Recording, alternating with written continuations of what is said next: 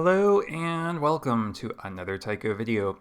In this video, I will demonstrate how to make use of the new Larson-Sekanina filter, which is available as part of the 13th version of the Tycho software.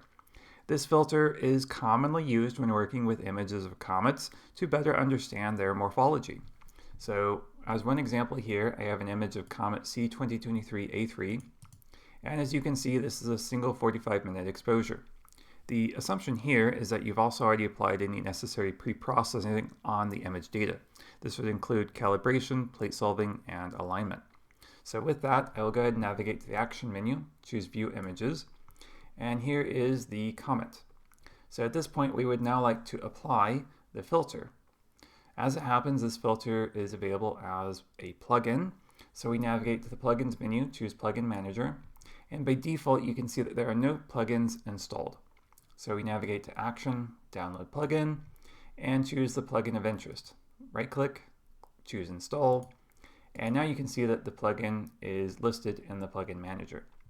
Now we do have to do a brief restart of the program.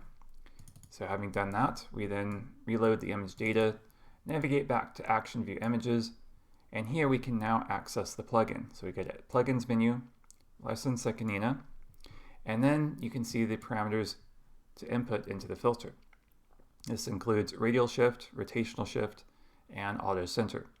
So auto center, that simply means that it will choose the current crosshair location as the object center.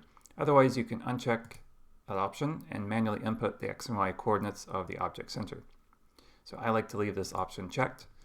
And once I'm happy with these parameters here, I click Apply. But first, I'll go ahead and navigate to Object Center. I can also adjust the contrast if I want to see the appropriate location more clearly. And having done that, again, I can click Apply, and here's the result.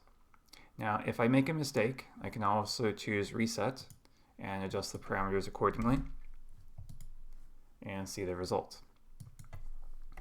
So here, I will just choose the 20 degrees for the rotational shift. And if I want to, I can also go to Display False Color, and you'll see what this looks like here. Now the default stretch, which is a linear stretch, sometimes leaves a bit to be desired.